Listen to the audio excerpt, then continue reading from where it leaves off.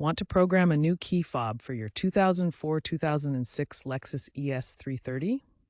It's a straightforward process you can do yourself. First, ensure your car is unlocked and all doors are closed. Have your new key fob ready.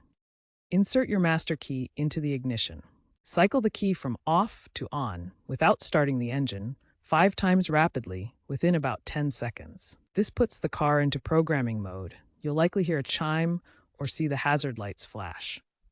Now, within 20 seconds, press and hold both the lock and unlock buttons on your new fob simultaneously for 1 to 2 seconds. The car should respond with another chime or light flash, confirming the programming. If you have additional fobs, repeat this process for each one. To finish, simply wait 10 seconds or cycle the ignition again. Test the new fob by locking and unlocking the doors from a short distance. If the programming doesn't work, double-check your timing. The speed of the ignition cycles is crucial.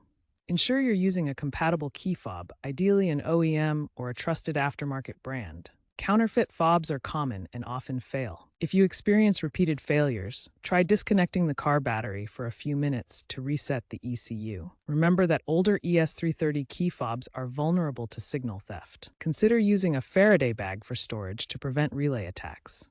While modern cars have advanced security, your ES330 relies on this manual process. If DIY fails or you encounter immobilizer issues, consult a professional. Keep in mind, trends show a shift towards digital keys, but knowing this DIY method remains valuable.